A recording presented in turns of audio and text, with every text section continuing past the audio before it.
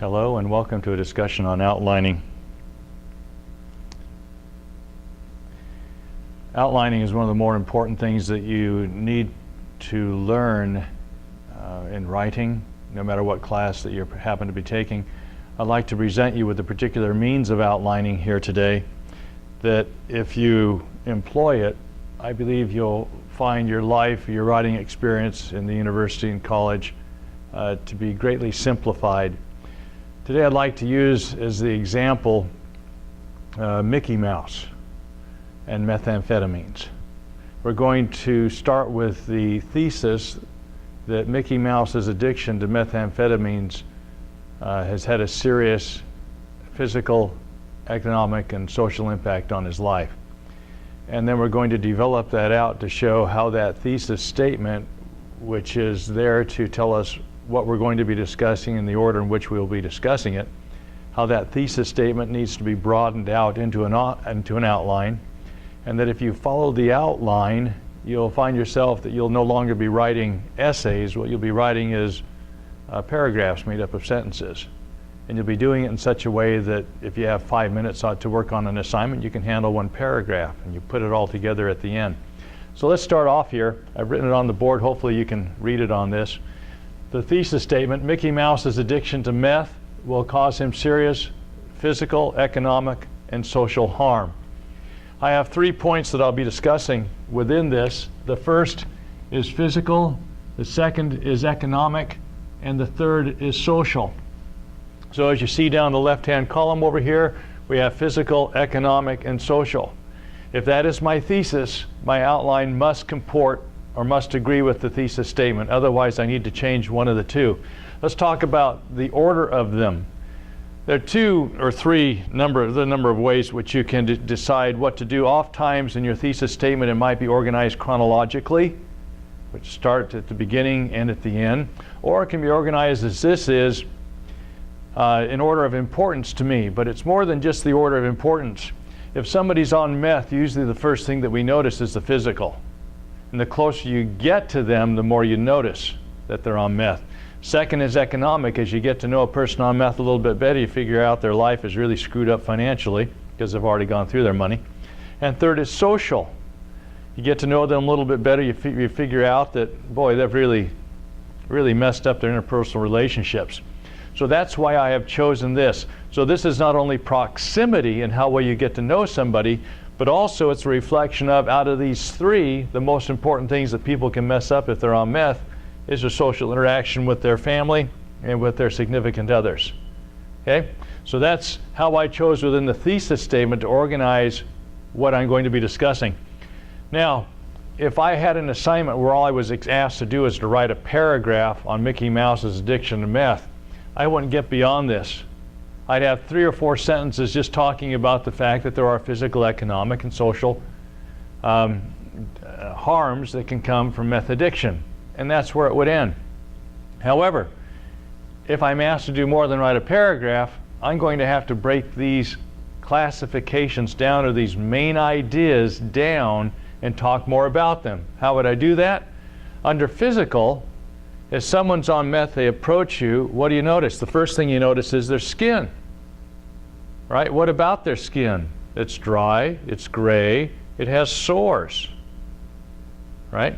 So you have the skin. The other thing is when they smile, their teeth are either grayish brown or they're not there at all. So 2 things that I'm going to discuss under physical here is going to be skin and teeth. Under economic, I'm going to have 2 main ideas under each one. The first is going to be employment. Somebody's on meth, they start thinking about other things than work. They also end up kind of sick. Okay? Under assets, what happens to a meth addict's assets? And under social, what happens within the family and what happens to a significant other. Here I call it Minnie. So the basic format of my paper now, from that thesis statement, I'm going to be discussing the what? The physical harm, the social or economic harm, and then the social harm. Under physical, I'm going to start with the skin and then the teeth. When I go to economic, I'm going to talk about employment, and then I'm going to go to assets in general. And then third, on the social, I'm going to talk about family and then friends. Now, that would be a standard 5-paragraph essay. I'd have my introduction, I'd have my 3 body paragraphs, I'd have my conclusion down here.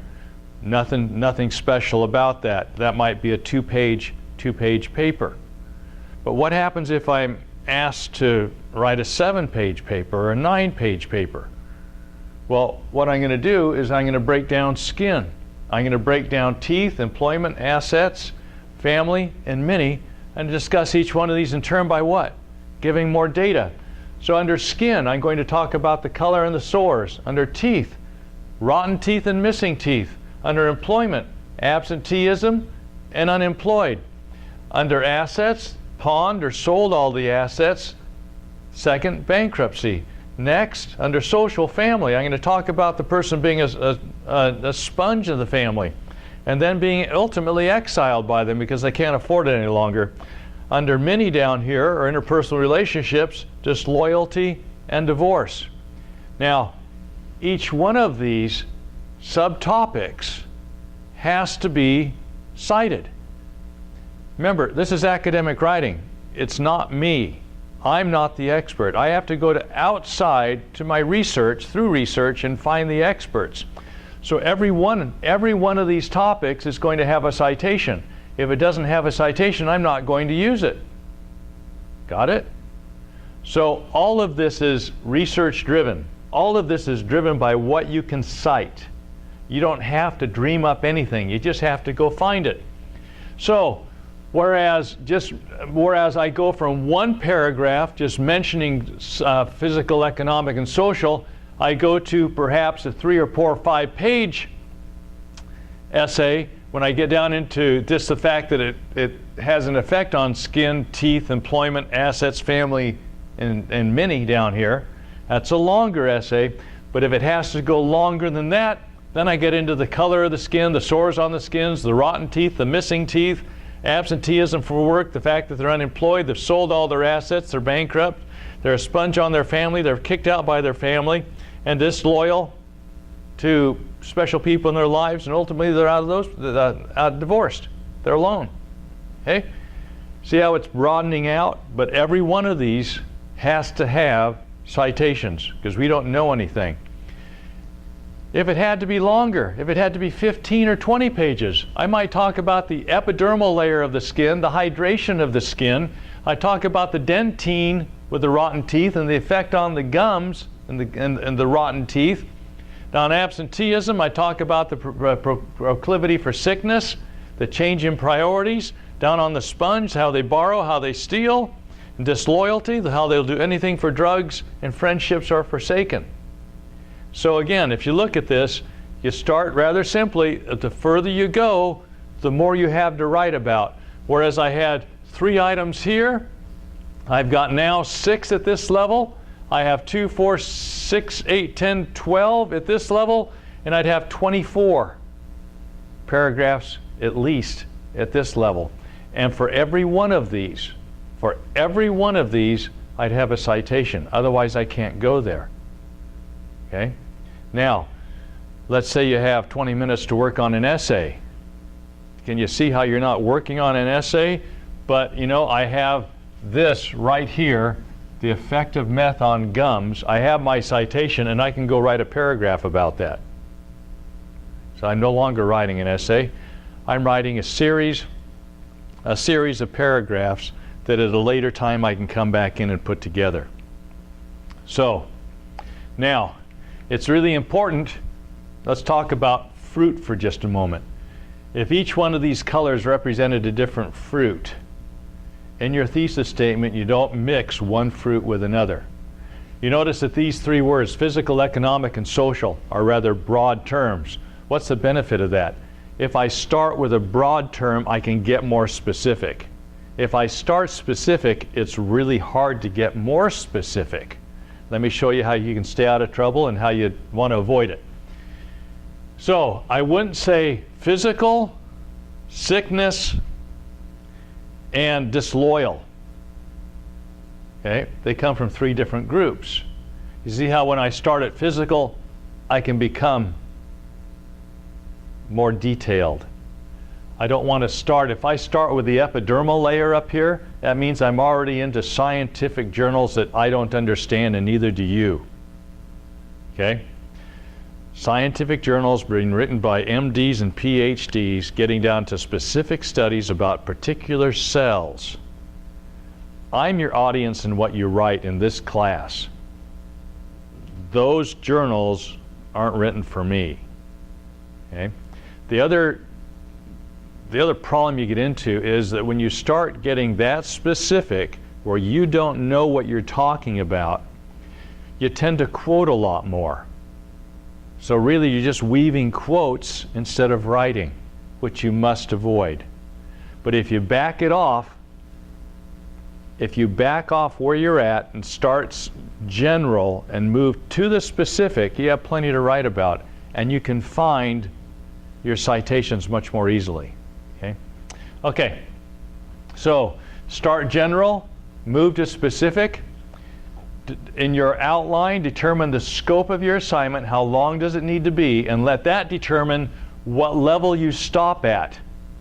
Don't go do this when you're asked to do a paragraph on the negative results or negative effects of meth on Mickey. Why would you give me a paragraph about the epidermal layer of the skin? Total waste. That's not the assignment. Okay? Don't focus it like that. That assignment would call for a more general approach. What happened to Mickey because of meth? Don't tell me about his gums. Okay? Back up. You can tell me about, well, Mickey's on meth. You know, Mickey's a mess. Physically, economically, and socially. He's just a mess. There you go. Okay? Keep it general. You're not given extra credit in these writing courses for how difficult you make it on yourself. You're here to show, to learn, and show competency. Okay? Don't make the assignment harder than it need be just for you to master and show mastery of the objectives, the writing objectives of the course. Hey, another great thing about this is by the time you're done with this organization, with your citations in here, all of these represent citations. There's got to be a citation because we don't know anything in academia. We have to go out and quote experts or paraphrase experts or summarize experts. But it's all got to come from someplace else. That's why when you have an assignment, one of the first things you want to do is get into their databases and find out who said what about it. If you can't find anything, you need to change what you're writing about. Don't give yourself a headache. Just change your thesis, change what you're writing about, change your topic, change something that you can find citations for within the university or college databases. Okay? So, here you go. No matter what the assignment is, there's one other thing I got to talk to you about. Standard essays would, just a basic standard essay. You have your introduction with your thesis at the end of the introduction. Make sure your thesis stays at the end of the introduction for this course, because if it doesn't, you're going to get in trouble. If you state your thesis earlier on in your introductory paragraph, the tendency for you is to start talking about what's mentioned in your thesis in your introductory paragraph. It just messes you up. Why do that? Normally, when you do that, you end up with stating another statement at the end of your paragraph that looks like a thesis statement, but you don't discuss it in your paper. Again, the thesis statement provides order to the paper. Put it at the end of that introductory paragraph. That way I, the reader, know where to find it. That's where I will look for it, and we'll all be happy. Go general to specific. Keep with that. Stay with think of the fruit. Okay? If you make sure that each of them is at the same level of generality or specificity, so you keep a balance in your paper doing that. And I just forgot about something else I was going to mention. Maybe that will come back into my head in the next few minutes. But I want to talk about it now. What was it? Let me talk one more thing while I wait for that thought to come back. The good part about this is that by the time you're done with this, you're about 80% done with your paper. Okay? By the time you have this, you're ready. You can go in and write any particular paragraph within it, or you're ready to actually sit down and write a rough draft. No problem at all with that. If you're working in groups, this is a godsend, because once you've gotten it to this level, you can actually make assignments. You can be sure that nobody else is writing about what you're writing about, because as a group, you've already agreed what we're going to talk about here, the order in which it's going to be done. The other good thing from that is if this is your assignment, but you find some good material for number 1, you know who to send it to. Okay? So as you get in and you do your research, you write or compose your annotated bibliography as you do it, so you never have to go back to a different source. Use the annotated bibliography. That way you have all the citation material that you need by the time you get here. And as you come in, put your citation material here. If you have a short quote, go ahead and put it in your outline. Just means you don't have to go back someplace else to find it. That will work just fine. So if we're working in groups, this is a natural. Works out very well for you. Doggone it, I forgot. Okay. There's something else I wanted to show you about outlines. Oh, that was it. Most of your assignments, as we've discussed in